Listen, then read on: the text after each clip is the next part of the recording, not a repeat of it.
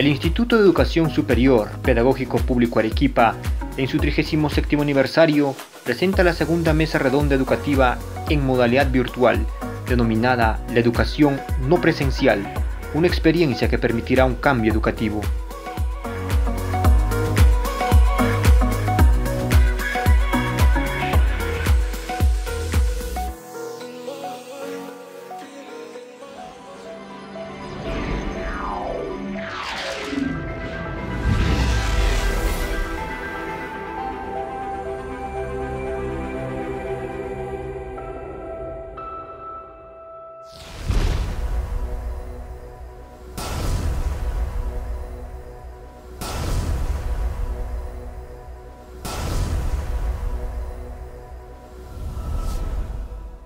Muy buenas noches con todos.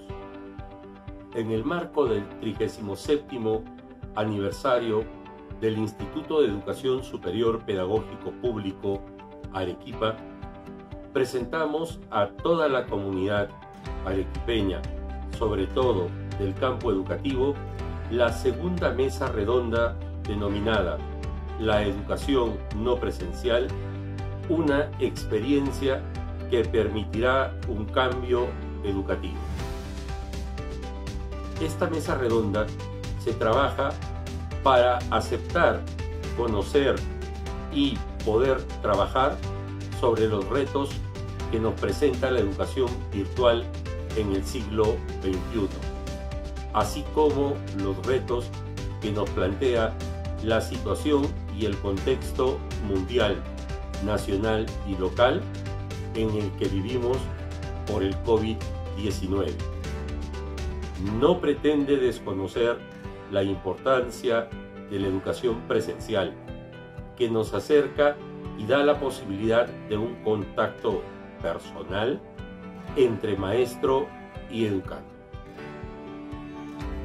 En esta ocasión contamos con ponentes locales, nacionales e internacionales, quienes desde su profunda formación profesional y vasta experiencia en el campo educativo nos brindarán herramientas, ideas, pistas para obtener los mejores resultados en la búsqueda de formación integral y de educación de calidad para nuestras futuras generaciones.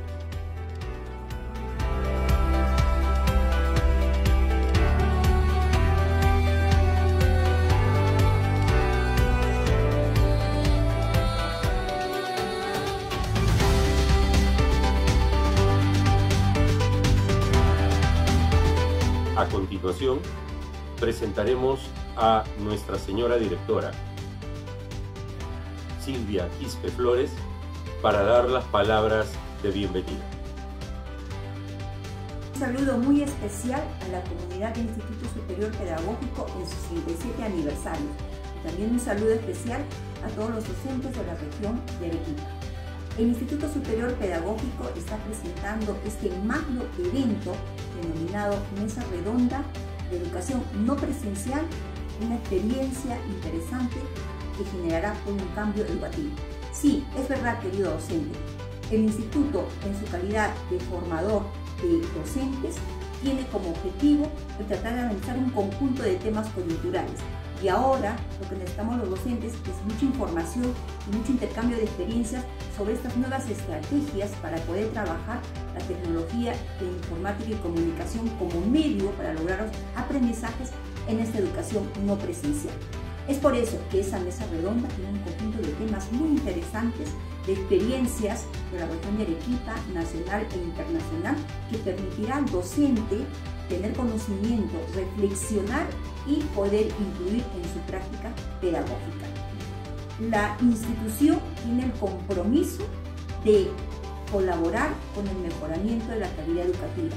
En ese sentido, queridos docentes, queremos invocar a ese compromiso que ustedes tienen, a esa calidad profesional, a esa convicción en seguir trabajando como lo hace todo docente, en seguir poniendo esa fuerza, ese entusiasmo.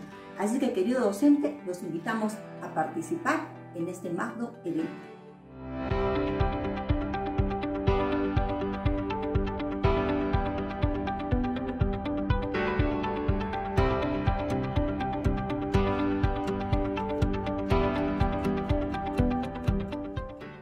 Como les habíamos comentado, esta noche contamos con la participación de ponentes de amplia trayectoria en el campo educativo. Entre ellos, contamos con la Magíster Rosa Elena Páez Torreblanca, quien compartirá con nosotros temas relacionados a educación inicial. Ella es psicóloga de carrera y especialista en terapia vincular con niños, adolescentes y familias. Del mismo modo, contamos con la presencia de la Magíster Catherine Valdivia Acuña, que desarrollará el tema Identificar las emociones de los alumnos en el aula. Es también licenciada en Psicología por la Universidad Nacional de San Agustín. Es Magíster Terapeuta Gestal, certificada por Gestal Perú. También estará con nosotros el Magíster Ángel Valle Salas, quien desarrollará el tema Una experiencia en matemática virtual. Él es bachiller en Ciencias de la Educación por la Universidad Católica Santa María. Contamos también esta noche con la presencia del doctor Luis Contreras Chávez de la Universidad Nacional de San Agustín, quien desarrollará el tema Experiencia en la aplicación de lineamientos de aulas virtuales. Es docente adscrito al Departamento de Historia, Geografía y Antropología de la Universidad Nacional San Agustín de Arequipa. Es profesional en antropología y profesional en educación secundaria. Nos acompañará el Magíster Arturo Ferro Vázquez, especialista en pedagogía y gestión educativa, que tiene una maestría en docencia universitaria y es licenciado en educación por la Universidad Peruana Cayetano Heredia, quien desarrollará el tema Características de una educación a distancia exitosa. En representación del Instituto de Educación Superior Pedagógico Público Arequipa, estará con nosotros la Magíster Antonieta Justo, que es egresada de nuestro instituto y es licenciada en Educación Secundaria en Bioquímicas de la Universidad Católica Santa María. También es licenciada en Obstetricia y Puericultura por la Universidad Católica Santa María. Ella nos presentará la educación no presencial en el Instituto de Educación Superior Pedagógico Público Arequipa. Es decir, que ella planteará los lineamientos que estamos desarrollando en nuestro instituto para afrontar la educación a distancia en estos momentos. Y contaremos desde España con la presencia del doctor Francisco Javier Vázquez Ramos, quien desarrollará el tema El valor de la educación física en entornos virtuales. Él es doctor en educación, especialista en metodologías competenciales, director y CEO en el valor del área de educación física por la Universidad Pablo de Olavide de Sevilla, España.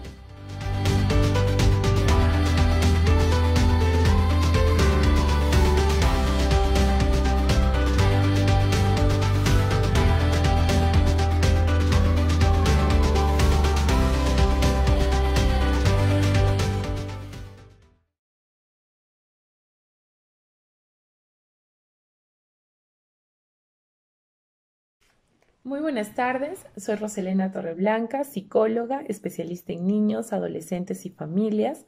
Soy licenciada en Educación Artística y soy promotora de la Cuna Jardín en Armonía. Hoy voy a hablarles acerca de los efectos del aislamiento en los niños. Definitivamente, esta situación que estamos viviendo es tan única y tan especial que ninguno de nosotros hemos vivido jamás, que nos ha confrontado cara a cara con sentimientos como la tristeza, la frustración, el miedo y en muchos casos con la angustia, un sentimiento que es aún más paralizante. Cuando hablamos de los efectos que esto causa en los niños, en lo primero que tenemos que pensar es en que los niños sienten lo que nosotros sentimos como adultos. Ellos están en una relación de espejo con nosotros, están reflejando todas nuestras emociones y sentimientos por los que estamos atravesando. Es por eso que como padres debemos transmitirles calma. Ellos confían en nosotros. Y si por ahí, como adultos, estamos viviendo momentos difíciles, ya sea económicos o emocionales, probablemente el niño esté pensando que esas emociones negativas son a causa de ellos, ya que ellos se sienten el centro de nuestra vida, y que por supuesto así lo es. Pero muchos de los sentimientos que nos acontecen en el día a día no es necesariamente efecto de la relación con ellos. Es por ello que en el diálogo que tengamos con nuestros hijos, ellos van a poder entender qué es lo que le pasa a papá o a mamá, que tiene mucho que ver con lo que ellos están sintiendo. Y es un buen momento para preguntarles qué es lo que piensan y sienten de estas circunstancias. Y que al poder contarlas, su experiencia emocional sea menos intensa. Esto va a fortalecer los vínculos en la familia y va a crear nuevas conexiones, ya que la socialización en estos últimos tiempos ha estado muy sobrevalorada. Los chicos pasaban mucho tiempo fuera de casa, ya sea en el colegio o en actividades, y es ahora que nos está permitiendo regresar a la célula básica que es la familia. Muy importante hoy y siempre para nuestros niños. Esta es una gran oportunidad para empoderarnos y cumplir nuestro rol completamente como padres. Ser los verdaderos formadores de nuestros hijos. Ser aquellos que los vamos a acompañar en esta difícil etapa de adaptación por la que ellos están transitando. La UNICEF hace pocos días publicó el documento de apoyo psicoemocional para los niños, en la que menciona una frase muy bonita: aún en las piedras crecen flores. Esto hace referencia a que es un buen momento para que todos podamos crecer. Es una buena oportunidad para que nuestros hijos sean más autónomos, delegándoles actividades de autocuidado como son tender su cama, limpiar su cuarto, asearse, bañarse solos, vestirse solos o actividades comunes en el hogar. Poner la mesa, hacer el refresco, preparar la ensalada. Además de darle la oportunidad de liderar algunas actividades o elegir actividades recreativas en el hogar.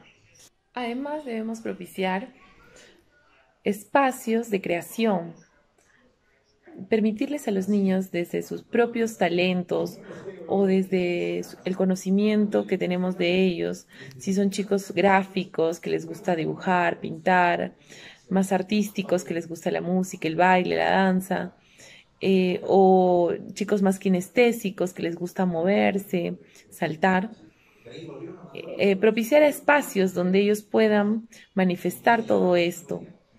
Esto está muy relacionado con bajar los niveles de angustia. Entonces, como papás podemos proveer de plumones, témperas, crayolas, acuarelas, dejárselos ahí para que ellos puedan empezar a crear. Y de pronto también pueden ser almohadones, sogas, para que ellos creen circuitos motores, ¿no?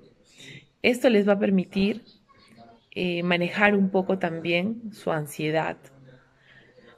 Unido a esto, es importante que nosotros también propiciemos actividades artísticas de calidad, como son la lectura de una novela de aventuras, o ver una película de calidad, o apreciar una colección de fotografía.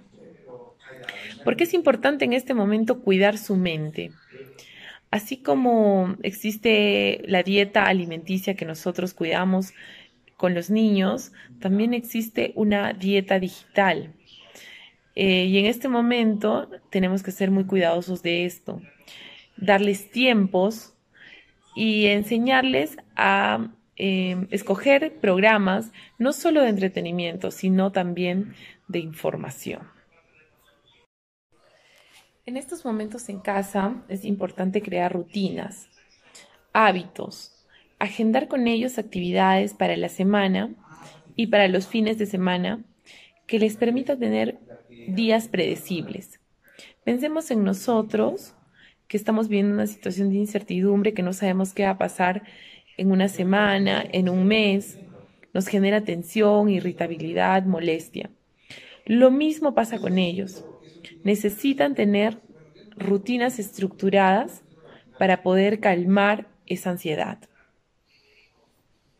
Es lindo ver que esta situación ha traído a muchas familias la unión, el compartir juntos actividades, juegos, cocina, pero es también importante no olvidarse de la función de límites que tenemos con los hijos. Y además me quiero referir al respeto que los hijos tienen que tener por los padres cuando muchas veces están cansados, agotados, agobiados. Respetar esos momentos en los que el papá ya no desea jugar o desea estar solo, ¿no? Que es tan importante también que cada miembro tenga un espacio para poder estar solo. Hasta pensemos en los niños muy chiquititos que pueden quedarse ya jugando un tiempo solos o haciendo tareas, ¿no? Porque eso oxigena un poco la relación en la familia. Esto va a pasar, esperemos que pronto. Y sobre todo tenemos que saber que después de toda crisis, de estos momentos tan difíciles que estamos pasando, lo que se venga ya no va a ser tan fuerte, tan poderoso, después de haber pasado por todo esto. Y que vamos a encontrar nuevas formas de vivir en libertad, aprovechando de todos nuestros recursos y sobre todo siendo más resilientes. Muchas gracias, un abrazo para todos en su familia, espero que estén muy bien y un abrazo muy especial a mis amigos del Instituto Superior Pedagógico Arequipa. Agradecemos a la magíster Rosa Elena Paz Torreblanca por comentarnos su experiencia y compartir algunas herramientas para el proceso educativo en educación inicial. Acto seguido, la magíster Catherine Valdivia Acuña nos ayudará a identificar las emociones en el aula. Desde hace algún tiempo se comenta que es necesario trabajar aquello que conocemos como habilidades blandas para poder lograr formación integral de nuestros educandos.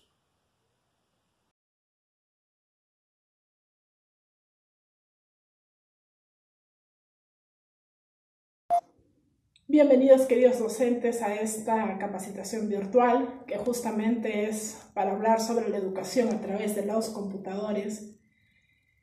Una situación que ha sido promovida casi a la fuerza por el estado de emergencia mundial en el que estamos por la pandemia. Sin embargo, esto me lleva a pensar que la educación nunca debió separarse de los padres, de nuestros alumnos, y ahora ellos están llevando gran parte, sobre todo en primaria, gran parte del acompañamiento educativo. Yo soy Catecris Valdivia Acuña, soy psicóloga, terapeuta gestal del niño y del adolescente, consteladora familiar y de pareja y magíster en terapia cognitivo-conductual. Sin embargo, la vida me ha regalado la dicha de ser docente en alguna universidad y también de capacitar docentes así como ahora. Yo en esta ocasión voy a hablar sobre cómo podemos ver las emociones de nuestros alumnos en el aula, cómo podemos identificarlas. Si lidiar con las emociones de los chicos en el aula era un gran reto, lidiar con esto a través de una plataforma virtual es un desafío mayúsculo. Debemos tener en cuenta además las condiciones de nuestros alumnos. Para algunos chicos ir al colegio era un momento de escape de la situación familiar que se está viviendo, porque mi situación familiar es complicada, mis papás todo el tiempo están peleando y el colegio es mi espacio en el que tengo a mis compañeros, a mi docente, donde puedo percibir la vida de otra manera. Y ahora esto ya no está. Ahora tengo que recibir mis clases en ese ambiente de confrontación perpetua de mis padres. Y eso puede dificultar la fijación cognitiva de nuestros alumnos. Viceversa, si es que fuera que los padres están apoyando completamente a los chicos, de repente por ahí ellos podrían tener mejor avance. Las emociones involucran aspectos cognitivos, fisiológicos, motivacionales y componentes expresivos. Nosotros como docentes, nuestra función es trabajar en la parte cognitiva, pero no podemos lograr una parte cognitiva si la parte afectiva está disgregada. Uno no recuerda lo que aprende, sino lo que ha sentido al aprender. Cuando uno tiene una sensación anclada al aprendizaje, ese aprendizaje se perpetúa para toda la eternidad. Y bueno, nosotros influimos en la parte cognitiva, en la parte motivacional también. Al inicio de nuestra sesión de aprendizaje tenemos un espacio de motivación. Y por último, no tan menos importante en realidad, hoy por hoy, más importante quizás, son los componentes expresivos. Los componentes expresivos son como las fotos de las emociones de nuestros alumnos, a los que les vamos a tener que prestar mucha atención. Sé que es difícil visualizar 25, 30, 35 alumnos en una plataforma de Zoom, de Google Meet o del Big Blue Button, de lo que estén utilizando para dar las clases. Sin embargo, tenemos que parar un poco, porque nos vamos a dar cuenta qué alumno que participaba ahora no participa. Y ahí puedes anclar la pantalla y observar al alumno. Digo observar porque los componentes expresivos sirven para observar las emociones.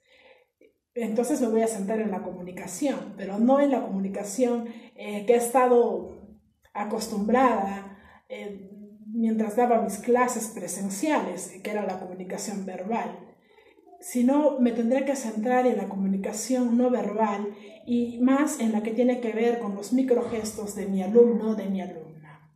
De hecho, Albert Mehrabian nos dice que la comunicación verbal es muy ambigua, que solo el 7% de lo que yo quiero transmitir está en las palabras. El 38% está en el tono de voz y el 55% está en el lenguaje corporal, que va desde la expresión de los microgestos hasta lo que yo vaya a hacer con las manos, mi espalda, mis hombros, mis pies. Y esta comunicación no verbal tiene 4 aspectos que deben ser valorados. Primero está la kinesia, que es donde me voy a parar un poquito, la proxemia, que no la voy a tocar ahora porque tiene que ver con la distancia corporal que manejo mientras voy conversando con el interlocutor. El tono de voz, que dependiendo de la plataforma que esté usando para dar mis clases, si es que estoy usando una plataforma que permite que mi alumno hable por ahí, entonces podré estar al tanto de su tono de voz también. Y el paralenguaje, que tiene que ver con la dicción, la fluidez verbal, la entonación y el timbre de voz.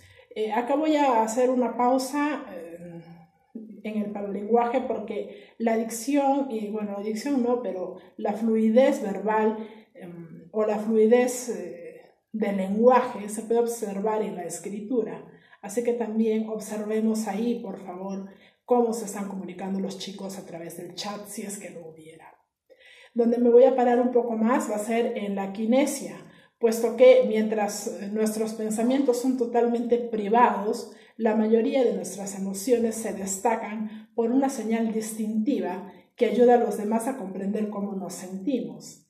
La kinesia es el sistema universal de gestos que aparece en el rostro ante determinada emoción, expresiones ante determinada emoción.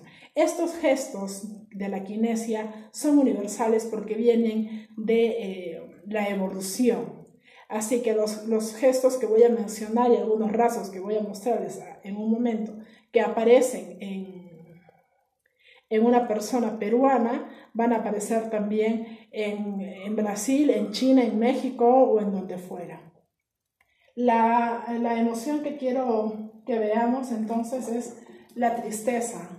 A ver si pueden observar aquí.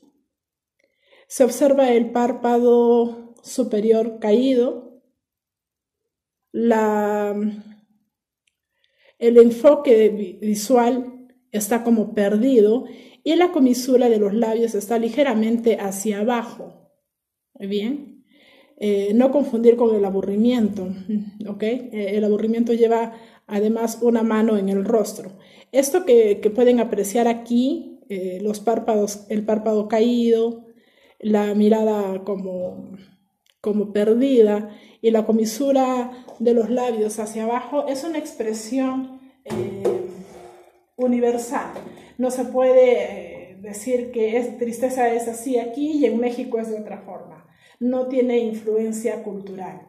Bien, podemos observar esto a través de nuestra plataforma. Sí les dije que cuando son muchos no podemos estar al tanto de todos, pero sí habrá algún alumno que nos llame la atención, donde podamos ver en la pantalla del computador esta expresión. Cuando la tristeza va acompañada de la ira, tenemos un alumno más complicado. Entonces ahora les voy a presentar la ira. La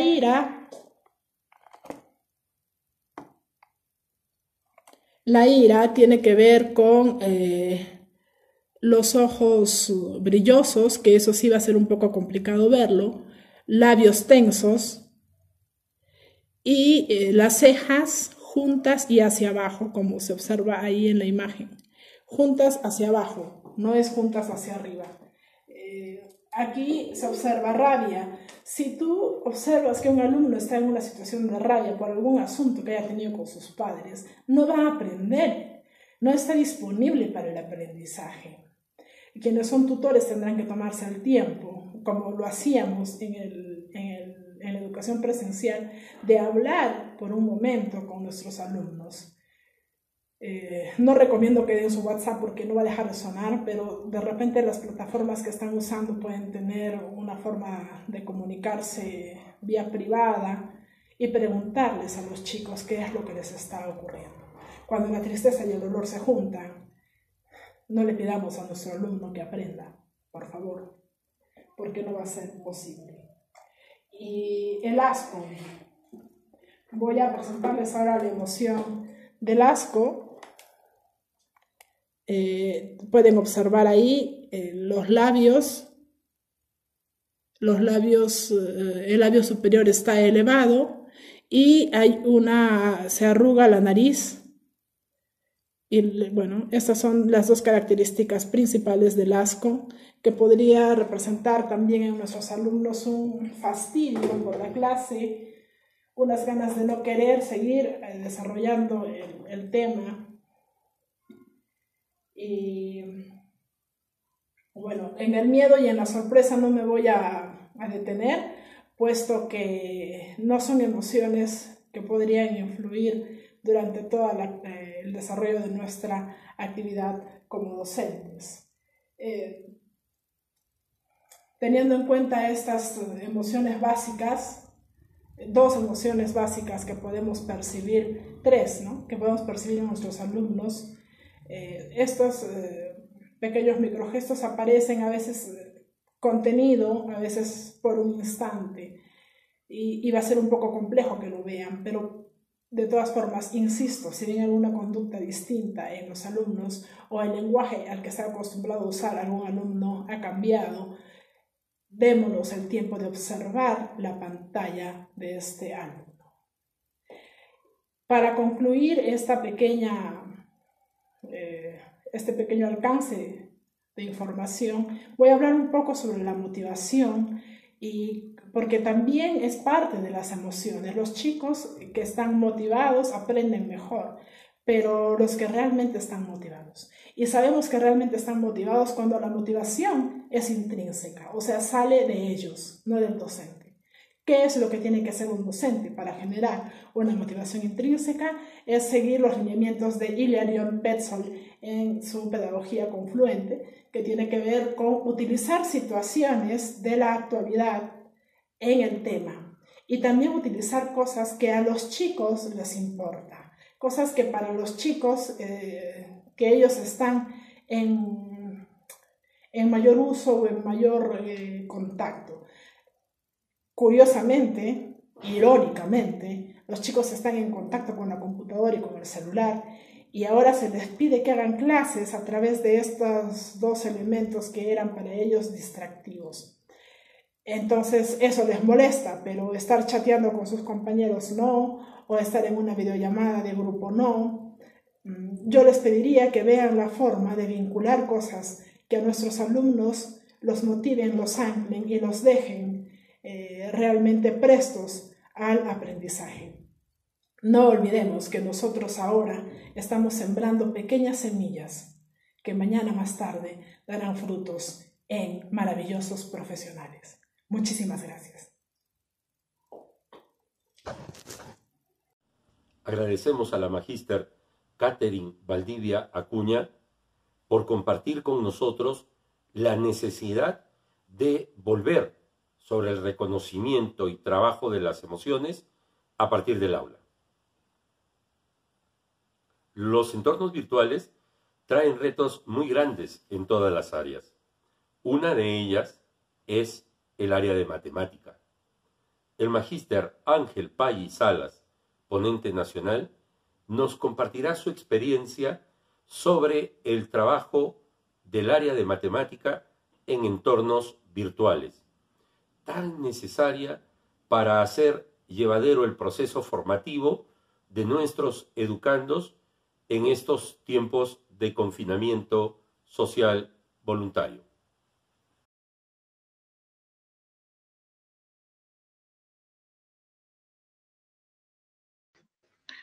El área de matemática y algunas de las herramientas que se trabajan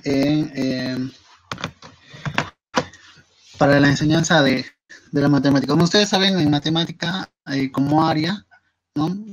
Trabajamos a través de algunas situaciones, tenemos algunos contextos, ¿no? En este caso, trabajamos sobre el contexto lúdico, social y científico. Esto ustedes lo trabajan prácticamente en lo que es la evaluación. En la planificación, ¿no? Y la planificación tiene que ver mucho con las situaciones que están sucediendo alrededor de los estudiantes, lo que nos van a permitir coger algunos momentos, llevarlos a la planificación y a su vez poder, partiendo de estos contextos, ¿no? Generar situaciones de aprendizaje, ¿no? En este caso, de estas 4 partes, actualmente nos basamos mucho en el contexto social por este problema del coronavirus, ¿no? Entonces todo eso se vuelve una situación matemática y la tenemos que relacionar con las competencias que estamos trabajando ahora, ¿no? Pero siempre basados sobre el enfoque que nos plantea el ministerio, que siempre es la resolución de problemas, ¿no? Ahora, desde los primeros años sabemos que para la adquisición de la matemática partimos de la experiencia con el cuerpo. Obviamente bajo estas situaciones no tenemos la posibilidad de poder jugar con los niños, pero es menester de que cuando nosotros querramos hacer alguna actividad de aprendizaje con los pequeños, al menos en el grado de primaria, lo primero que tenemos que hacer con ellos es jugar, ¿no? Jugar con ellos, que hagan juegos didácticos, juegos lúdicos, ¿no? Dinámicas que les permitan después llevar esa experiencia a la representación, incluso con el material concreto. Esa misma experiencia, a través de planteamientos matemáticos, nos van a poder conllevar a que puedan hacer después la representación pictórica, ¿no? O sea, ellos a través de dibujos van a representar lo que han hecho en las dinámicas, en el juego, y cómo es que han podido resolver probablemente un problema que hayamos planteado nosotros. Posteriormente viene la parte gráfica, donde ellos hacen la representación en esquemas, o utilizan incluso los mismos materiales, lo pueden representar a través de otros materiales incluso estructurados, como lo que es, por ejemplo, las letras de Crucinier, multibase, y finalmente la parte simbólica, que viene a ser la abstracción, ¿no? O sea, la parte donde nosotros enseñamos todo lo que es el contenido de la matemática y enseñamos adicionalmente a eso lo que es sus conceptos, teorías, entre otros, ¿no? ¿Hasta aquí duda? ¿Pregunta? No, Calito. No. Ya, muy bien. Ahora, tenemos estas partes que vienen dentro de lo que es los procesos pedagógicos en una sesión de aprendizaje, ¿no? La problematización, el propósito, la motivación, los saberes previos, la gestión, el acompañamiento y la evaluación. Nosotros en este momento nos vamos a centrar sobre la parte que es del saber previo y la gestión y el acompañamiento, ¿no? El proceso didáctico de matemáticas nos dice inicialmente que partía de la comprensión del problema. Eso era lo que nos planteaba anteriormente del diseño curricular, ¿no? El DCN, ¿no? Ahora con lo que trabaja el nuevo currículo nacional, nos plantea lo que es la familiarización, la búsqueda de estrategias, la socialización y repetición, las reflexiones y la formalización y el planteamiento de otros problemas, ¿no? Esta situación hace que estos procesos didácticos son los que nosotros manejamos dentro de una sesión de aprendizaje. Ahora, ¿cómo podemos trabajar los recursos tecnológicos dentro de una sesión de aprendizaje, ¿no? Es aquí donde nosotros buscamos el momento preciso para que los niños también puedan emplear estos recursos tecnológicos. Obviamente ya anteriormente les he mostrado cuál es el proceso de adquisición para que ellos puedan aprender la noción matemática, ¿no? Pero podemos valernos también de los recursos tecnológicos para reforzar esas habilidades matemáticas que han ido adquiriendo, ¿no? Ya se ha ido planteando anteriormente, les voy a mostrar algunos programas también que se han incluido para esto. ¿Dónde lo insertamos específicamente? Necesariamente va a entrar dentro del proceso de la socialización y representación y la búsqueda de estrategias. En esos momentos es donde también podemos darle la posibilidad de que ellos puedan utilizar algunos recursos tecnológicos, ¿no? Y en el momento posterior, ya cuando los niños ya han logrado una habilidad matemática, podemos, como planteamiento de otros problemas, ¿no?, utilizar estos recursos TIC, porque la mayoría de estos recursos tecnológicos están basados en actividades ya donde el niño a través de los juegos plantean retos donde ellos desarrollan habilidades matemáticas, ¿no? Ya entonces, cuando ya tienen la formalización, la reflexión, en el planteamiento de otros problemas, ahí podemos hacerlo a través de los juegos, ¿no? Bien. Ahora, vistos estos planteamientos, vemos nosotros los procesos didácticos, ¿no? Y los vamos a ir planteando, como lo he ido manifestando. Ahí están las etapas de los procesos didácticos, ¿no? Cuando el niño tiene que comprender el problema necesariamente y tiene que entenderlo a través de la familiarización con el problema, el parafraseo, hacemos comprensión lectora. En la búsqueda de estrategias están sus experiencias previas. Obviamente los niños con las experiencias previas que han tenido tanto en sus grados anteriores, ¿no?, u otras, lo aplican ya en el desarrollo de la sesión de aprendizaje. Ahora, quizás debido a esta parte virtual, nosotros no trabajamos mucho con lo que es la socialización y representación, porque ahí generalmente hacemos el trabajo cooperativo, ¿no? Y en esa parte nosotros hacemos que los niños justamente compartan sus experiencias. Y después pasamos a lo que es la reflexión, ¿no? Quisiera que ustedes en esa parte hacen generalmente las preguntas a los niños, a los grupos, cómo les fue en la resolución del problema, si han tenido alguna dificultad, ¿no? Y también se hace la evaluación formativa, ¿no? Ahí cuando nosotros corregimos, si es que detectamos algún error en el caso de los niños, ¿no? Después viene la reflexión, la formalización, donde ya les damos los conceptos matemáticos y el planteamiento de otros problemas, ¿no? Eventualmente nosotros siempre lo que hacemos es darle a los estudiantes otros problemas y lo desarrollan en el aula, ¿no? Ahora podemos justamente utilizar algunas herramientas matemáticas para que después de la formalización ellos vean cómo pueden emplear esas herramientas informáticas dentro del planteamiento de otros problemas, ¿no? Entonces, ¿cómo lo podemos trabajar, ¿no? Por ejemplo, una de las herramientas informáticas que tenemos está, por ejemplo, para aritmética tenemos calculadoras que hay en internet en línea. Está MathJam, está un abaco virtual, está Maxilenia, que son herramientas que están en internet, donde a veces el registro es gratuito para nosotros y podemos insertar y trabajar con los niños, ¿no? Tenemos en geometría Diedrom, tenemos geometría dinámica, tenemos GeoGebra y tenemos Descartes. Esto de geometría también está, estas 4 herramientas están divididas por niveles, ¿no? Pueden ir desde el grado de primaria y GeoGebra como que trabaja para poder llegar al nivel de secundaria, por ejemplo, donde incluso llegan a ver cómo es que de repente se mueven en diferentes materiales, planos, entre otros, ven fórmulas matemáticas y su aplicación de la misma, ¿no? También tenemos, para álgebra tenemos MathPapa y tenemos Widis, que son herramientas muy, muy buenas para lo que se trabaja en la álgebra.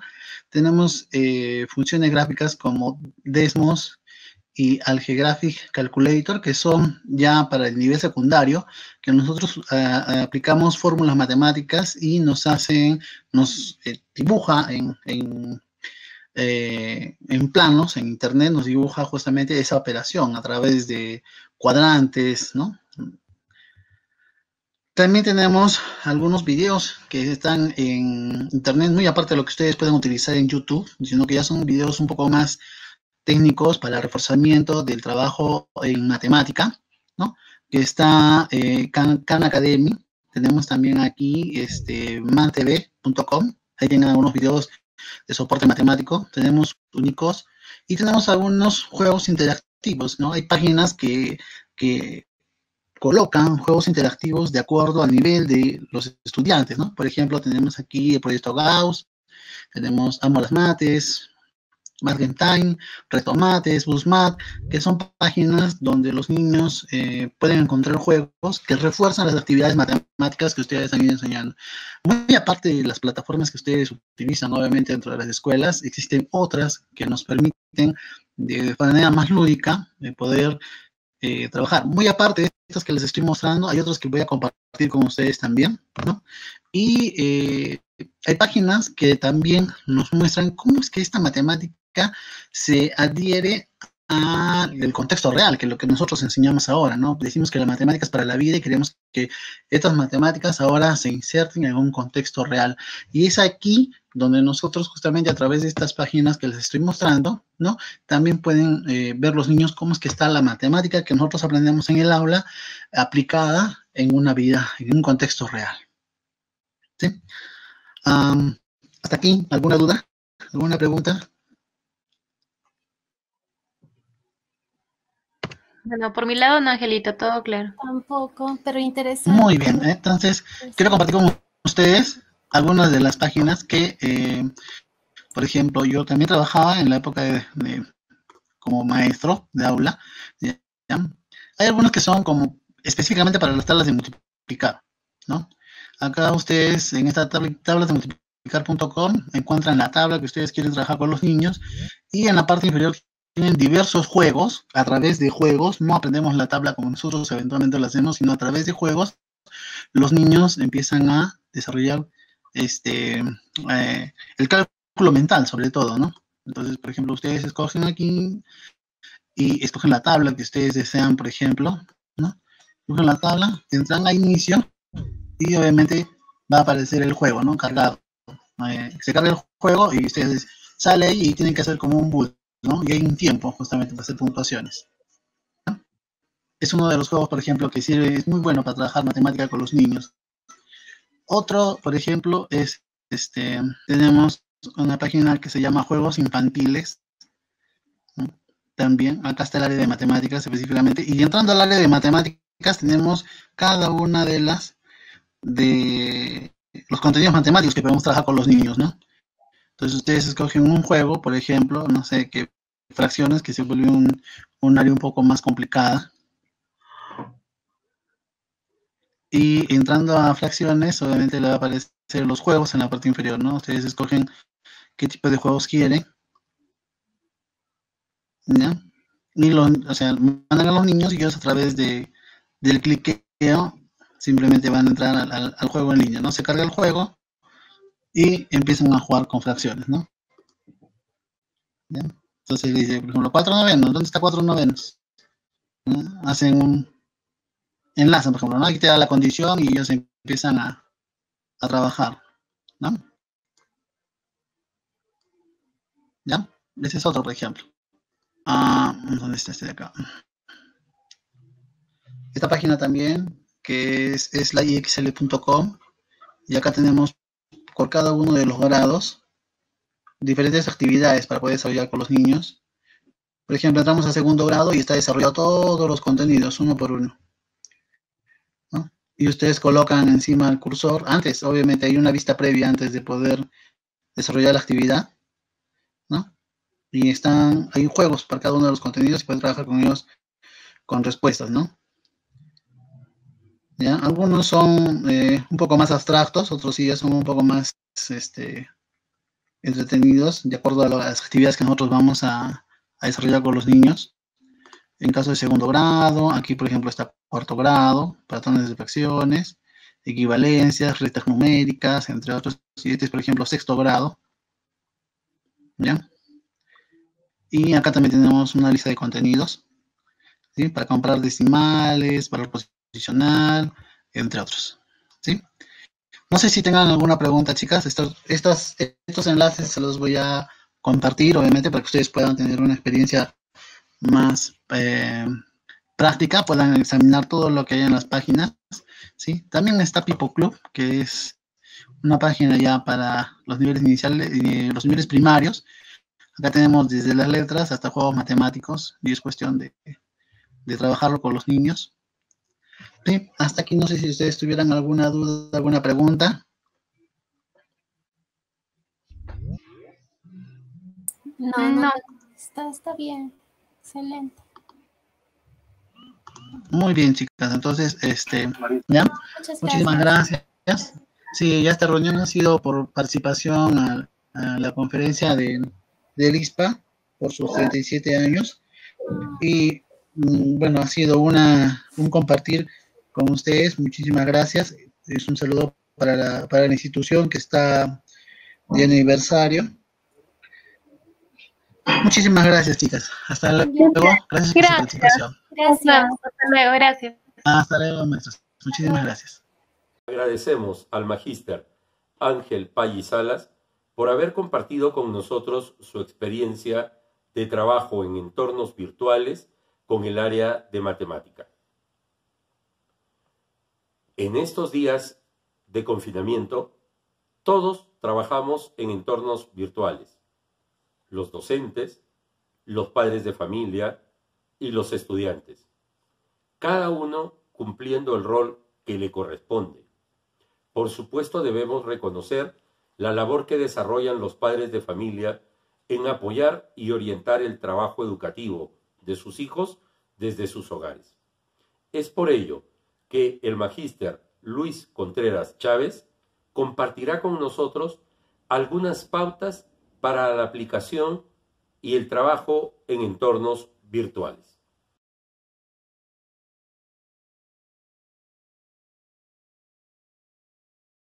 Para mí un agrado poderlos saludar a la distancia y agradecer ya de antemano la invitación que genera el Instituto Superior Pedagógico Público de Arequipa, ISPA, a esta segunda mesa redonda de la educación a distancia.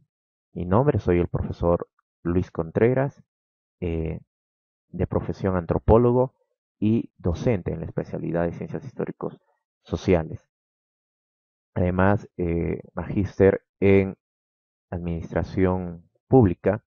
Actualmente pertenezco al Departamento de Historia y Geografía de la Universidad Nacional de San Agustín. Estos días se habla mucho sobre el tema de la educación a distancia, forzados la educación básica regular y también la educación superior a raíz pues de esta pandemia que se vive a nivel global. Pero la calidad de la educación no debe ser mellada, no debe descuidarse en ningún aspecto a través de estas herramientas que se utilizan. Pues la calidad de la educación universitaria y la gestión de la misma es uno de los temas de mayor presencia que ha cobrado en la agenda de la reflexión y propuesta en el ámbito de las universidades. Temas como el concepto de calidad, sus fundamentos para asumirla como imperativo, las estructuras orgánico-funcionales que deben adoptarse para medirla y gestionarla. Las condiciones estratégicas para contribuirla ocupan ahora espacios importantes del quehacer universitario. Es por ello que la Casa Agustina a la cual pertenezco implementa a través de este tema de acreditar los diferentes programas de estudios el sistema de gestión de calidad, que está enmarcado en la definición de políticas, objetivos, procesos y procedimientos para lograrlo. Además, debe considerarse mecanismos que brinden confianza y que controlen los procesos para la mejora continua. Siempre una mejora continua. El programa de estudios debe demostrar evidencia de funcionamiento del sistema de gestión de la calidad en sus procesos principales y las acciones para la evaluación y la mejora. Para ello, se sugiere a través del estándar 7 la formulación de auditorías internas, donde los docentes de las diversas escuelas son capacitados, evaluados y los que resultemos seleccionados tenemos que desarrollar estas auditorías internas no en nuestras escuelas, sino en las otras escuelas.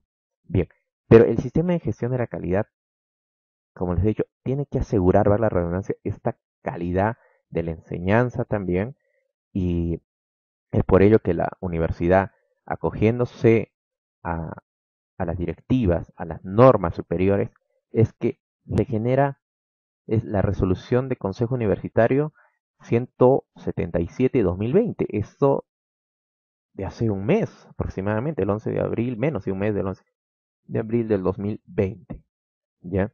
En la cual todos sabemos que mediante diversos decretos se da esta emergencia sanitaria a nivel nacional por un plazo de 90 días por la existencia del COVID-19. Sin embargo, pues por algunos decretos ya conocidos, el 044, que después es prorrogado a través del decreto supremo 051 y por último el 064, en la cual se va estableciendo pues el aislamiento social con el objetivo de evitar la expansión y el contagio explosivo del COVID, ¿no? Entonces, de esta manera también la universidad se acoge a la resolución viceministerial 085 del SUNEDO, que resolvió aprobar las orientaciones para la continuidad del servicio educativo superior universitario en el marco de la emergencia sanitaria a nivel nacional, dispuesto por el Decreto Supremo 08, que ya lo mencionamos en líneas arriba. Bien. ¿Y con qué objetivo? Orientar a las universidades públicas y privadas y a las escuelas de posgrado respecto de las estrategias a implementar a partir de la declaratoria de emergencias sanitarias para la continuidad del servicio educativo superior universitario.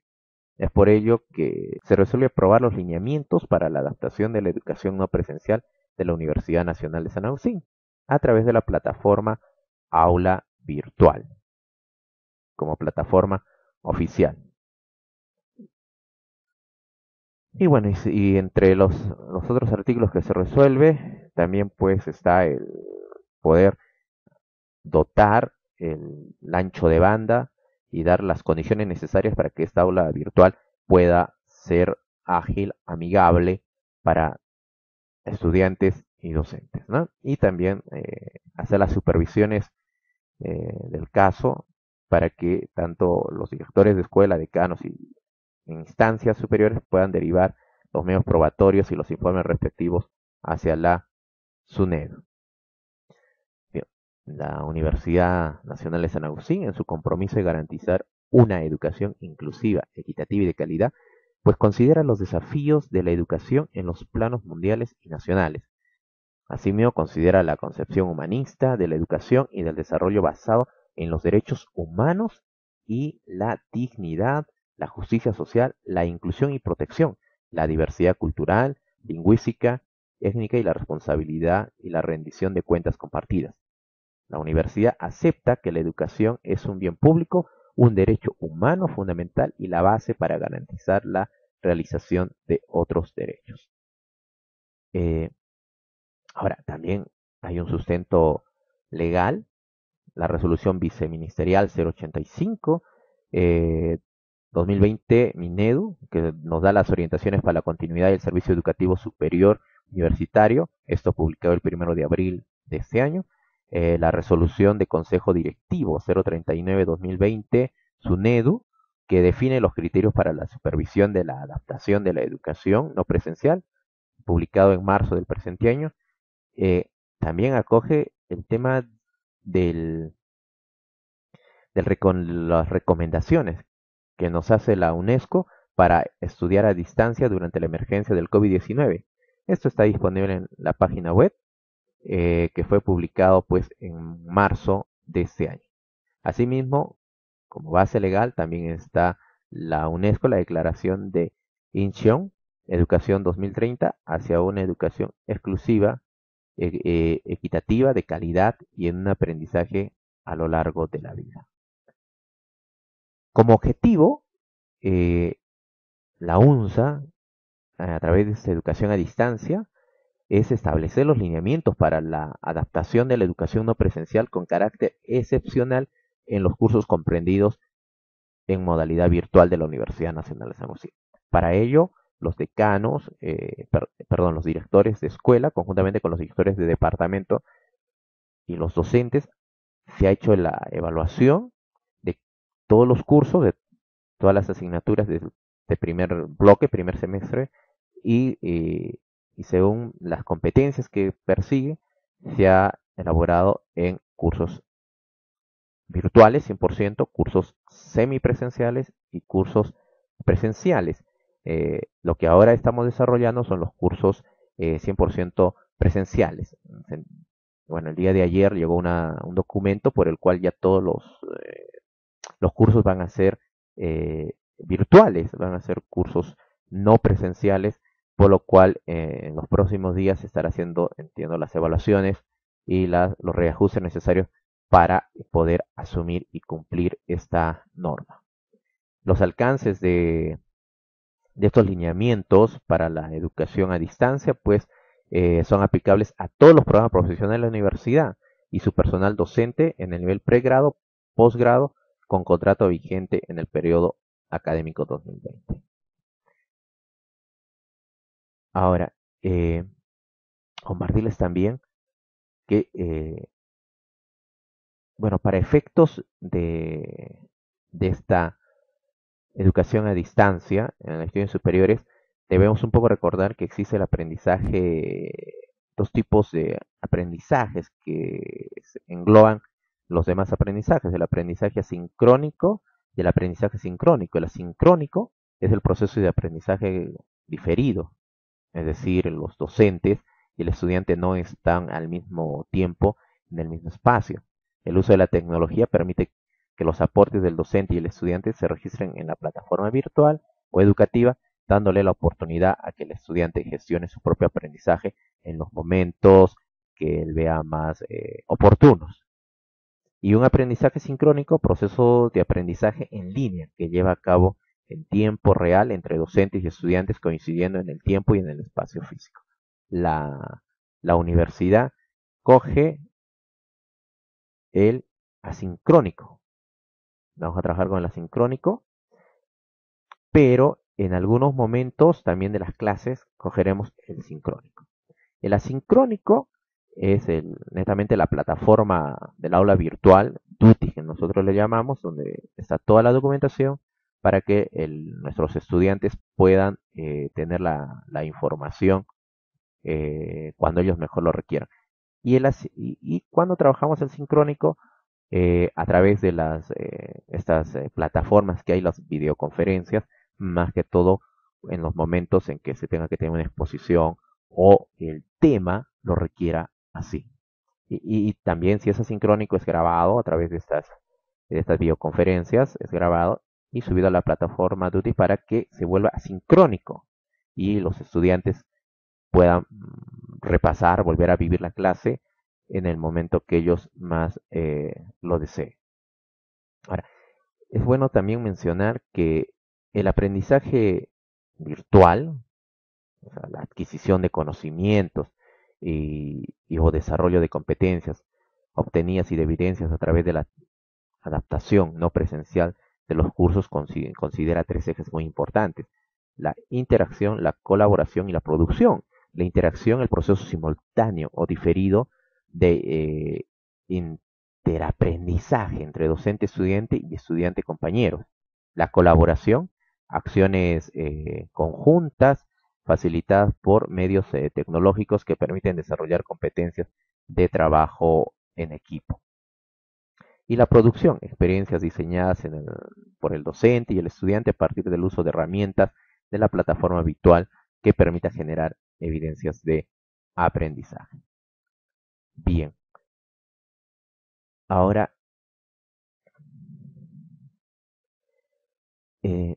existen los lineamientos que nos propone esta resolución de Consejo Universitario, y estamos ahorita viendo la parte reglamentaria, su reglamento, pues hay lineamientos tanto para el docente como para el estudiante, ¿ya? Y para el docente se toma en consideración la Declaración de Educación 2030, ICHEON, de la UNESCO, que busca garantizar una educación inclusiva, equitativa y de calidad, como mencionamos antes, y también pues la resolución biministerial.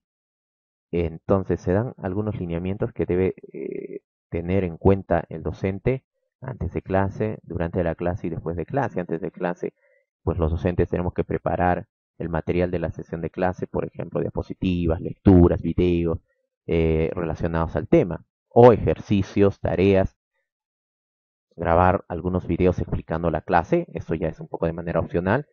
También, muy importante, para medir los avances tenemos que elaborar las rúbricas detalladas para las actividades a ser evaluadas. Y bueno, por último, pues, ¿qué más? Antes un docente puede o debe realizar un foro, un chat, un video explicando su clase. Esto también es de manera opcional, pero puede revisar su aula virtual con material de capacitación solo para el docente, a través de las herramientas TIC que tenemos. Ahora, durante la clase, bueno, debemos estar presentes en el horario establecido de clase. El docente podrá atender en ese instante las consultas que se puedan hacer. Y al finalizar, después de la clase, el docente realizará pues la revisión de las actividades, tendrá que revisar las tareas, los diversos foros para poder hacer las apreciaciones a cada alumno y también ir programando la actividad para la próxima semana. Ahora, y de los estudiantes, ya para ir finalizando, los estudiantes tienen un antes, un después, un antes, un durante y un después.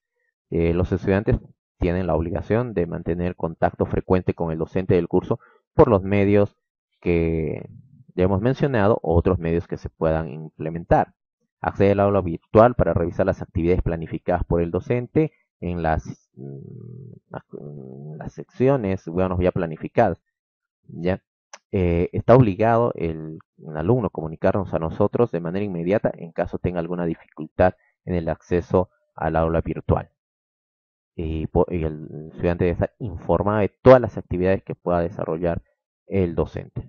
Durante la sesión de clase, participar en la medida de sus posibilidades a las actividades sincrónicas, y después de clase, el estudiante deberá revisar el material de estudio que el docente puso a disposición en el aula virtual, preparar sus tareas, trabajos y que pueda mandarlos a través de esta aula. Todo esto que es nuevo para docentes y para estudiantes, nuevo decirlo porque se está aplicando al 100%. Anterior a esto, años atrás ya teníamos esta plataforma de UTIF, pero era como una herramienta de apoyo a las clases presenciales que llevamos los docentes. En cambio, hoy en día no se ha vuelto como un apoyo, sino se ha vuelto como una herramienta principal, oficial, para poder desarrollar las clases. Y los docentes, estamos los primeros días, tuvimos algunos pequeños impases propios para adaptarnos, pero ya en esta segunda, tercera semana ya lo estamos llevando con total normalidad. También la universidad accedió a los pedidos de nosotros en ampliar el ancho de banda y tenemos un ancho de banda en el cual no perjudican ni a estudiantes ni a docentes. Muchísimas gracias a todos ustedes, al Instituto Superior Pedagógico ISPA, por la invitación. Hasta luego.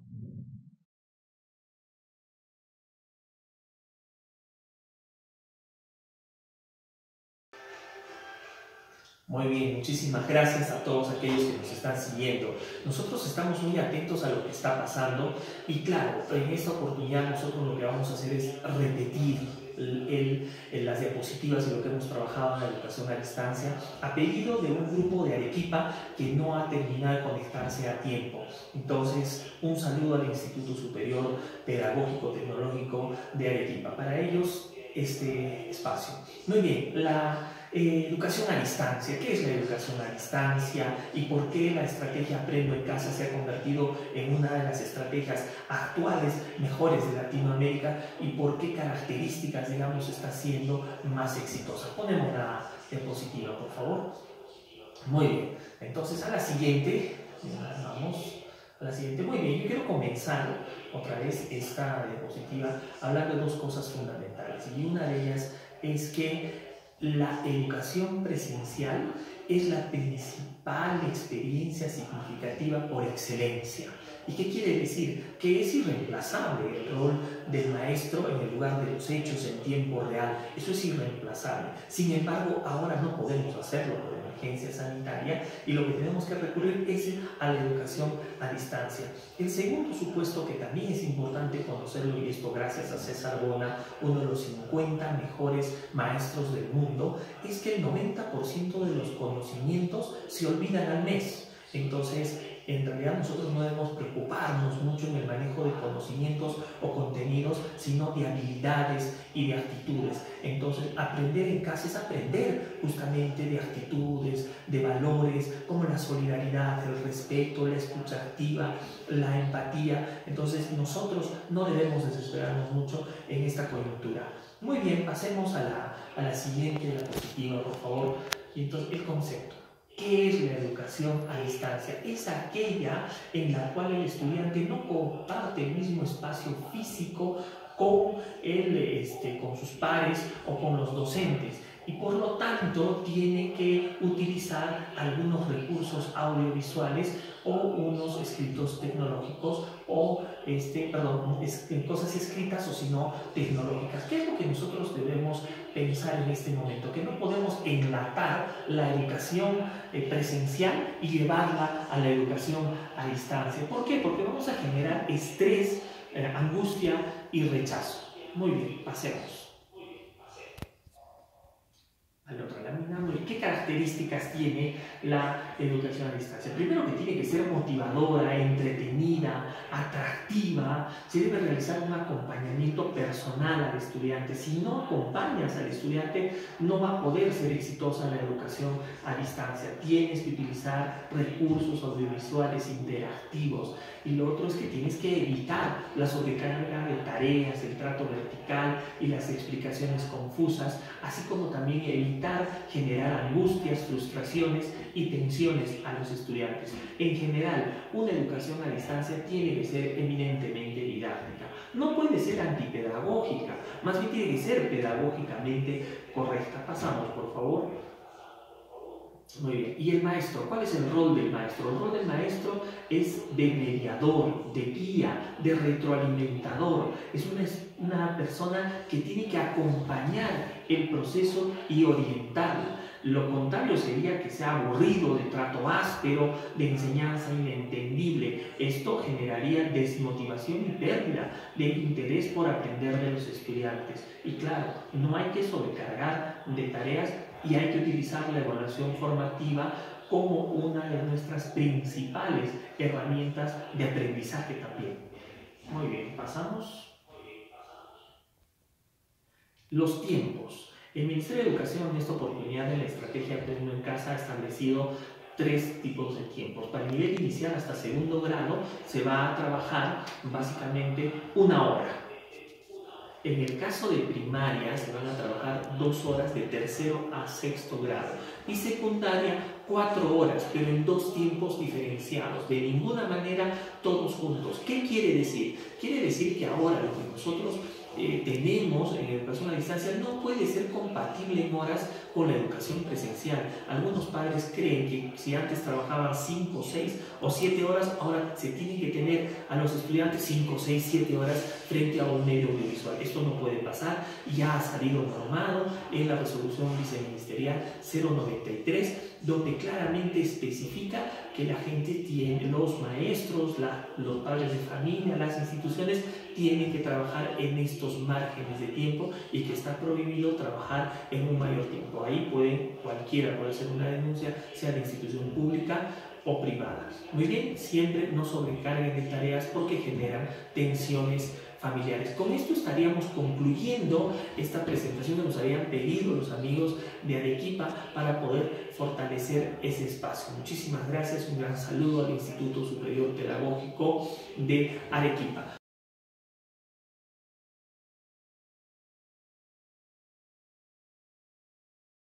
Hola, buenos días, buenas tardes, buenas noches cuando me estéis escuchando a todo el mundo. Mi nombre es Francisco Javier Vázquez y voy a hablar sobre el valor de la educación física en entornos virtuales. Pero antes quiero dar las gracias al Instituto de Educación Superior Pedagógico Público Arequipa, ¿vale?, por invitarme a esta mesa redonda de la educación no presencial, una experiencia que permitirá un cambio educativo y más concretamente a qué valor tiene la educación física en todo este entorno, ¿vale? Así que la primera pregunta que tendríamos que resolver es si la educación física puede ser virtual, y probablemente sí, ¿no? Ya existen algunos prototipos más que interesantes sobre cómo incorporar la tecnología al movimiento, pero no creo que esto pueda ser real en estos momentos. La educación física está conformada por dos palabras que bajo mi punto de vista son mágicas, que es la educación y lo físico, o lo que es lo mismo, la educación y el movimiento. Una educación a través de la acción, a través del movimiento, lo cual implica, como digo, acción, implica emoción, ¿vale? Entonces, otra pregunta diferente sería, ¿qué hacemos en estos momentos con la educación física? ¿Cómo se actúa desde la educación física en estos momentos de confinamiento y entornos virtuales? Bueno, pues por más que se hable del coronavirus y haya provocado esta situación no deseada, existen otros males relacionados con la salud, como es la obesidad, y que por supuesto no son platos de tomárselo a la ligera, sino que también algunos autores hablan de pandemia. Por lo tanto, es un problema bastante grave el que hay de la obesidad. Y tenemos que tener en cuenta que si nos quedamos en casa sin movernos, que si nos quedamos en estos entornos virtuales a distancia, evidentemente el movimiento tiene que existir, porque no solo nos estamos protegiendo contra el virus del coronavirus, sino también contra otro tipo de aspectos como puede ser la obesidad. Pero no solo la educación física afecta al ámbito de la salud, sino que científicamente está demostrado que el movimiento ayuda a despertar el cerebro y prepararlo para una situación académica de mayor rendimiento. El neurocientífico Fernando Gómez Pinilla dice que nuestros genes están ansiosos de ejercicio. Y David Bueno dice que la educación física junto a la plástica y la música es la base de la educación. Y dice que simplemente el hecho de aprender, es decir, en educación física, el hecho de aprender a secuenciar los movimientos, cuando nosotros hacemos una actividad cualquiera que sea, por ejemplo, lanzar a canasta, si primero dejas caer la pelota y luego haces una extensión de brazos, la pelota jamás va a llegar a la canasta. Bueno, pues tienes que secuenciar los movimientos. Primero agarro la pelota, luego extiendo las manos con la pelota agarrada, en último momento suelto la pelota, etcétera, etcétera. Pues bien, la parte del cerebro que aprende a secuenciar es exactamente la misma que después nos permite secuenciar cualquier actividad de nuestra vida. Es decir, saber que primero tenemos que hacer una cosa y después otra y que al revés no funciona. Por lo tanto, a través del ejercicio físico estamos entrenando una parte del cerebro que son cruciales para leer, para sumar, para cualquier actividad intelectual. Y no solo eso, sino que la educación física, el ejercicio físico, hace que las neuronas puedan establecer más fácilmente conexiones entre ellas. Se descubrió no hace mucho, 4 o 5 años, pero hacer actividad física posibilita, ¿vale?, que después poder aprender cualquier otra cosa con mucha más facilidad que si no se ha hecho ejercicio físico, ¿no? Lo mismo ocurre con la música, ¿no? Es como una gimnasia cerebral que activa todo el cerebro simultáneamente y más que cualquier otra actividad académica como resolver un problema. Por tanto, la música, la plástica, la educación física apelan a las emociones de las personas y estas, por supuesto, son cruciales en el aprendizaje de cualquier cosa. Por tanto, la pregunta que tendríamos que resolver es: ¿tenemos que dejar de lado el movimiento y la educación física en estos momentos tan especiales como el que estamos viviendo? Pues evidentemente y rotundamente es un no. Entonces la siguiente pregunta sería: oye, ¿cómo lo hacemos? Bueno, pues primero, el primer paso es ofrecer recursos a las familias, y no solo a las familias, sino también a los tutores. ¿Para qué? Pues para que los niños en sus casas, para que los niños de forma autónoma tengan recursos para poder hacer en casa y poder moverse. Por ejemplo, aquí hay, vengo escribiendo diferentes tipos de artículos en mi blog, elvalordelaeducacionfísica.com, y por ejemplo aquí comparto 3 juegos con vasos de plástico para jugar en casa, cómo hacer una gincana en casa, 4 juegos con material reciclado para jugar en casa, ¿vale? Aquí hay más, 33 propuestas variadas para estos días de educación física en casa, 4 propuestas para mejorar la convivencia, 4 juegos sensoriales, 10 ideas para trabajar con globos en casa, 5 juegos de dados y actividad física donde mezclamos el azar con la actividad física más que interesante. Entonces, el primer paso, bajo mi punto de vista, es ofrecer recursos a la familia, a los tutores, para que se lo hagan llegar al alumnado y de este modo, pues, no se queden con ¿y qué hago? Bueno, pues aquí tiene una serie de cosas, de recursos para poder hacer. ¿Cuál sería el segundo paso?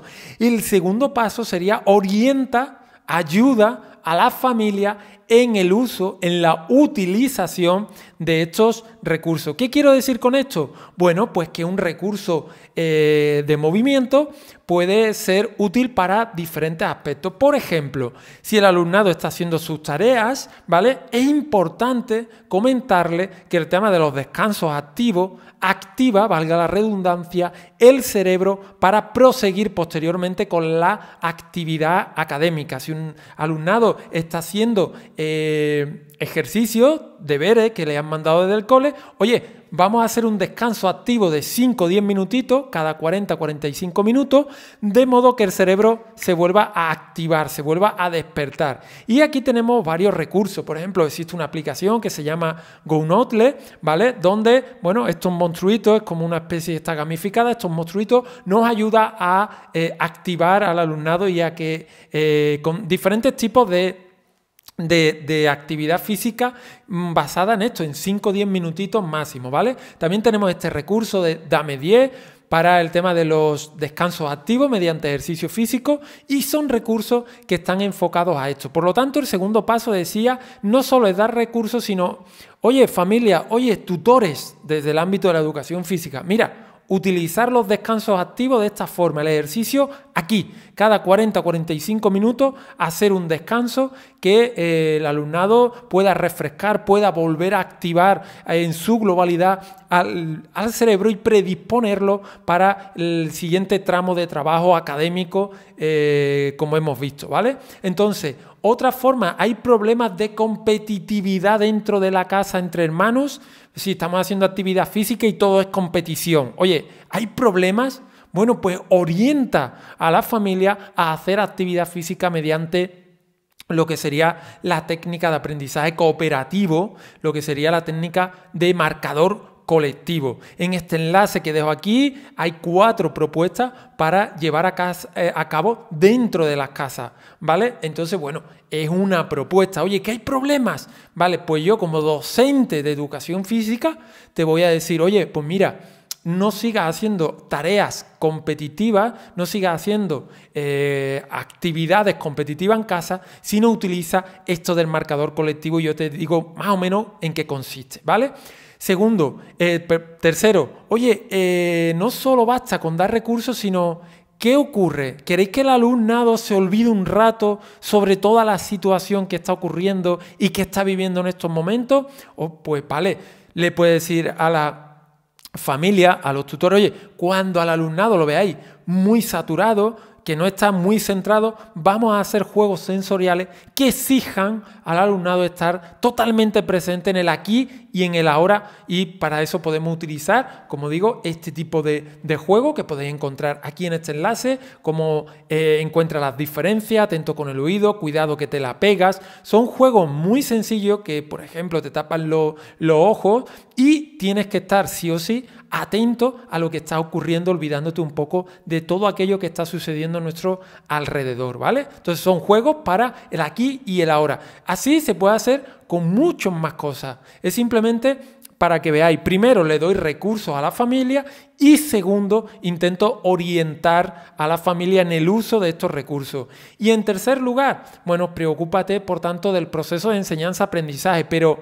ojo que es el tercer paso bajo mi punto de vista siempre, ¿vale? Si empezamos directamente por este primer paso, ¿qué va a ocurrir? Que va a ocurrir que si empezamos por aquí, es probable que la familia tomen al docente como un poco enemigo. Oye, mándame esto, yo no sé qué, y no olvide que en estos momentos, porque si hablamos de proceso de enseñanza-aprendizaje, todo el mundo está pensando en la evaluación, y más que evaluación yo diría calificación, qué nota le pongo, qué número le pongo. Oye, esto ahora mismo creo que no es el momento en esta situación, ¿vale? Por lo tanto, no olvide cuál es la prioridad. La situación es difícil y compleja y hay que quitar presión a la familia. Entonces, si añadimos la evaluación entendida como calificación, será difícil reducir el estrés a la familia.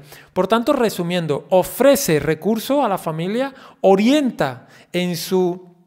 Segundo paso, orienta en el uso de esos recursos. Y el tercero, si todo esto va bien, va fluido y la familia te lo demanda, preocúpate por hacer el proceso de enseñanza-aprendizaje, por hacer el seguimiento del proceso de enseñanza-aprendizaje. Ahora mismo te puedo ofrecer 10 recursos para afrontar lo que es la EF virtual. Es decir, tienes que ser empático, a la familia tienen días difíciles, entonces una labor a la que no están acostumbradas, en la que tienen que dar clases a sus hijos, hacer lo que dicen del colegio, al mismo tiempo atender a sus labores cotidianas laborales. Por lo tanto, sé empático, ¿vale? Sé proactivo y muéstrate cercano. Ofréceles ayuda, facilítales tu ayuda, facilítales recursos. Todos somos una tribu. Tenemos que ver a las familias y al docente como aliados. Muchas veces pensamos la familia como enemiga. No, el alumnado, la familia como aliado, Ubuntu, ¿vale? El niño es lo más importante. Nunca podemos olvidar este propósito. Por otro lado, enfócalo como una experiencia positiva. Vive esta situación como una oportunidad profesional para crecer, para difundir el valor que tiene el movimiento dentro del ámbito educativo. Transmite la importancia del movimiento. Ten en cuenta que no todas las medidas valen, ¿vale? No todo puede ser pantalla, no todo el entretenimiento tiene que ser jugar a la Play, ver televisión, ver iPad, sino, oye, lo menos posible vamos a darle recursos para que esto sea así.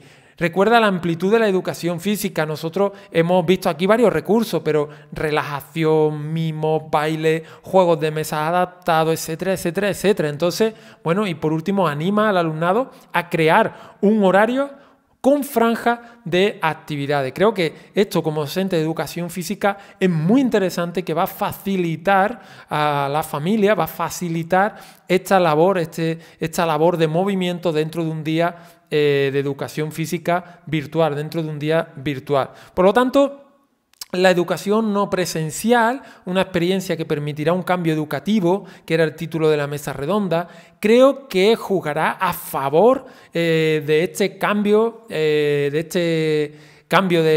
para percibir lo que es la educación física como positiva. Por ejemplo, estamos viendo cómo la prevención ha sido absolutamente crucial en toda esta crisis sanitaria y como también hemos visto que hay una crisis que, aunque no sea tan urgente como es la obesidad, la educación física nos ayuda a nivel de salud a prevenir, ¿no? Podemos poner la atención, el foco sobre esta atención. Igualmente el movimiento nos ayuda a mejorar el rendimiento académico.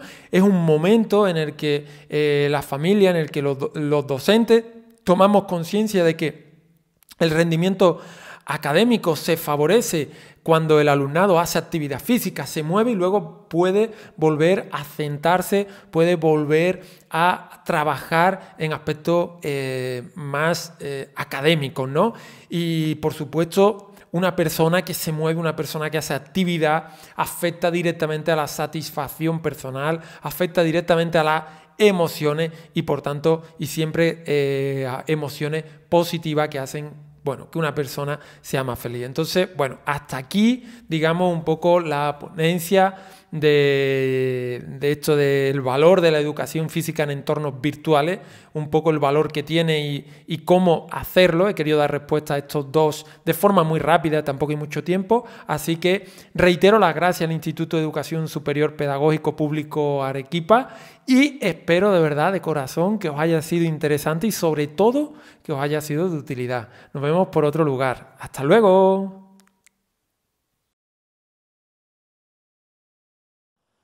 Después de este momento histórico que nos ha tocado vivir y que nos ha invitado a buscar nuevas formas de trabajo, formas que ya existían, pero que es necesario e imprescindible que tengamos que desarrollar en este momento. Seguramente cada uno de nosotros, al haber participado en esta segunda mesa redonda sobre la educación virtual, tiene nuevas luces y nuevas pistas para el desarrollo de su trabajo con sus propios estudiantes.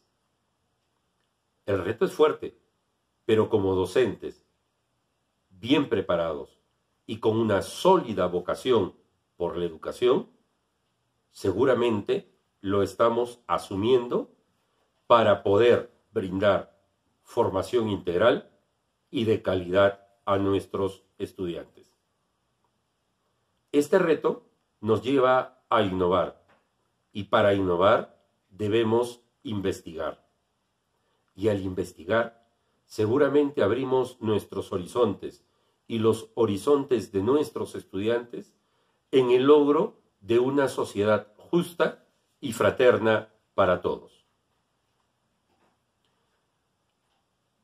A muchos de nosotros nos toca estar preparados, prepararnos, desarrollar cursos, estar atentos a las iniciativas y propuestas de ponentes y de profesionales de mucha experiencia en educación, pero también a mirar al profesor de aula, que día a día se faja por la educación, que prepara sus clases, que diseña material y que se esfuerza por adecuarse a estos entornos virtuales.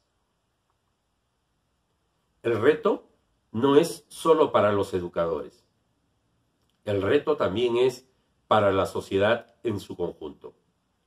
Medios de comunicación que tienen que ayudarnos a formar buenos ciudadanos, que nos tienen que ayudar a transmitir desde sus programaciones, sean televisivas, radiales o por medios de redes sociales, valores que nos ayuden a construir una sociedad en la que estemos orgullosos de vivir. El reto también es para los padres de familia, quienes sin preparación técnico-pedagógica ahora tienen que asumir roles de maestros en el hogar. Sabemos que la familia es el primer agente socializador y educador de la persona. Quizá este rol estaba medianamente descuidado. Es momento de revalorarlo y nosotros, educadores, tenemos que ayudar a las familias a redescubrir la importancia que tiene la educación que nuestros niños y jóvenes reciben en el hogar. El reto también está dado para las autoridades, de todo tipo y de todo nivel, especialmente las autoridades educativas, para que dejemos de solo mencionar como cliché que la educación es primero y que de verdad en las políticas y en la designación de presupuesto se ponga a la educación en primer lugar. Se habla mucho de que no se respeta la cuarentena, de que las personas salen y no obedecen lo que la autoridad nos está señalando. Y esto es justamente porque la autoridad no se preocupa por dar siempre el ejemplo. La educación debe ser primero, no solo en palabras, no solo en políticas, sino en acciones concretas. Necesitamos inversión en educación para poder afrontar los retos que en este momento son urgentes atender. Agradecemos a todos y cada uno de ustedes, por supuesto también a los ponentes, por su brillante participación y a ustedes por el interés de prepararse para poder atender en estos tiempos especiales la educación virtual que estamos desarrollando. Muchas gracias a nombre de toda la comunidad del Instituto de Educación Superior Pedagógico Público de Arequipa. Buenas noches.